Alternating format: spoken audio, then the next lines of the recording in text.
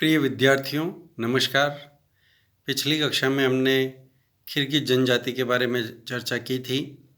उसी में 2-3 बिंदुओं के अंतर्गत किर्गिज जनजाति का वर्णन थोड़ा छूट गया था। उसे क्रमशः जारी रखते हुए आज हम उनके बाकी पहलुओं पर चर्चा कर रहे हैं।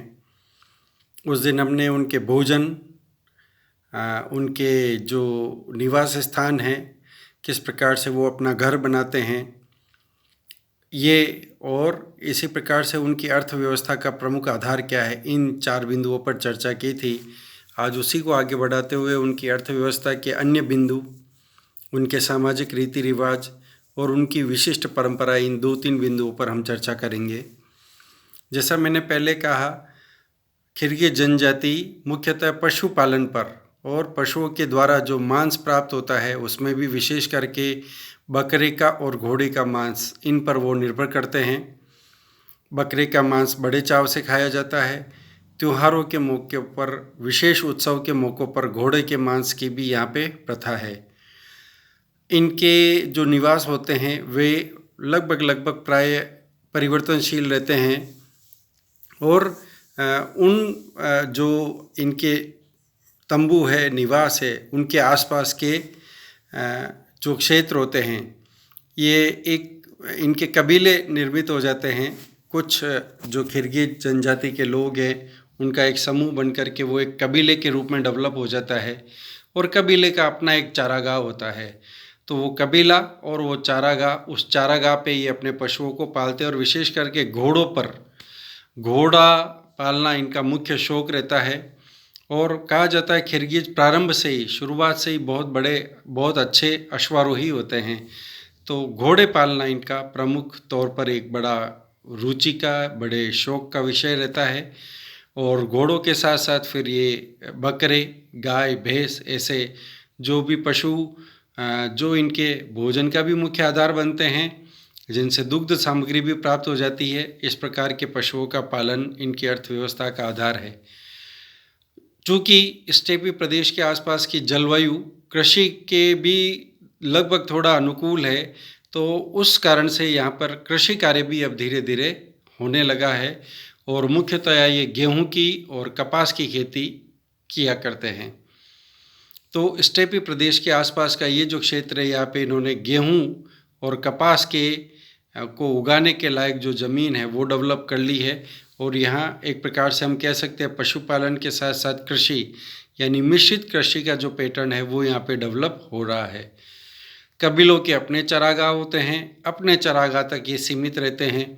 एक दूसरे के क्षेत्र में जाकर के आवश्यकता पड़ने पर ये कई बार चोरी जैसा कार्य भी कर लेते हैं, लेकिन वो इनके यहाँ उतना ज़्यादा एक प्रकार से संज्ञेय अपराध की श्रेणी में नहीं आता। वैसा इनके यहाँ पर सामान्यतया चलन में है।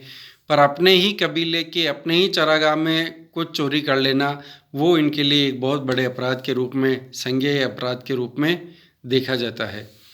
इसी प्रकार से इनका जो सामाजिक ताने बाने की अगर हम चर्चा करें तो हम देखते हैं ये व्यक्तिगत तौर पर देखा जाए तो ये बहुत अच्छे अश्वारोही भी होते हैं। जब ये अपने घर परिवार की शिफ्टिंग करते हैं तो शिफ्टिंग के दौरान सबसे पहले ये अपने घोड़ों को सुरक्षित स्थान पर ले जाते हैं, फिर गाय, भैंस, बकरी, बाकी जो अपने पशु हैं उनको ले जाते हैं।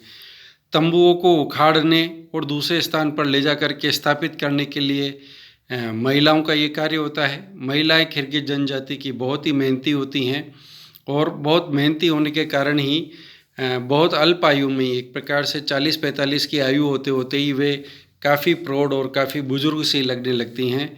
लेकिन किर्गिज जनजाति में जो महिलाओं का कार्य है वह अधिक होने के कारण से इनमें बहुविवाह प्रथा, किर्गिज जो जनजाति के पुरुष हैं वे एकाधिक विवाह करते हैं, तो बहुविवाह प्रथा इनमें प्रचलित है। सामाजिक ताने बाने की दृष्टि से और अगर बात करें तो ये इनको पशुपालन के माध्यम से भोजन सहज में अवेलेबल हो जाता है, उपलब्ध हो जाता है। इनका ज़्यादातर समय शादी ब्याह, नाचने गाने, घुड़दौड़ यहाँ बहुत प्रसिद्ध है, घुड़दौड़ में, या इसी प्रकार से कुश्ती इनका मुख्य खेल है। तो कुश्ती, घुड़दौड़ शादी ब्याह और इस प्रकार के आयोजनों में ही इनका समय ज़्यादातर निकल जाता है। और बाकी सामान्यतः अपना भोजन उपलब्ध हो जाए उसके बाद ये कोई और कार्य के बारे में सोचना और उसकी तरफ एक तरह से कोई सोचने का इनका कार्य नहीं रहता, और इसीलिए स्वभाव से एक प्रकार से आलसी कहे जाते हैं और सामान्य जनमानस जो है उससे दूर रहते हैं। यानी जनजाति का जो मूल स्वभाव है वो बाकी विकास की दौड़ या बाकी जो जन सामान्य उनसे कटे हुए रहते हैं, वैसी की वैसी स्थितियाँ इनकी भी दिखाई देती है खिरगित जनजाति की। बाकी इनके जो मृत्यु होती है उस मृत्यु में खिरगित इनके जो जनजाति के लोग हैं वे आपस में एक दूसरे के प्रति बहुत उनका व्यवहार रहता है, और इस कारण से वह शादी ब्याह के अवसरों को तो एंजॉय करते ही हैं, वहाँ तो खुशी मनाते ही है, साथ ही साथ मृत्यु में भी मृतक के दाह संस्कार से लेकर के उसके बाकी आगे की क्रियाओं में भी उनके जो साथी हैं, जो खिरगित जनजाति के लोग हैं या उस कबीले के लोग हैं, वे आकर के अपना शोक व्यक्त करते। इस तरह से सुख को बांटना, दुख को बांटना, ये दोनों परिपाटियाँ ये बनाए रखते हैं। जो मृतक होता है उसका जो प्रिय घोड़ा होता है उस घोड़े को उस कब्र पर लाया जाता है, और ऐसा माना जाता है कि साल भर बाद उन मृतक के मरने के साल भर बाद उस घोड़े को, उनका जो प्रिय घोड़ा था उसकी भी वहाँ पर बलि दे दी जाती है। तो बलि जैसी प्रथाएं भी वहाँ विद्यमान है। तो ये कुल मिलाकर के खिरगित जनजाति का सामान्य जो उनका जो आर्थिक आधार, उनका सामाजिक ताना बाना, उनकी विशिष्टताएं, उनके बारे में हमने चर्चा की। अगली कक्षा में हम भारत की प्रमुख जनजातियों के बारे में बात करेंगे। धन्यवाद।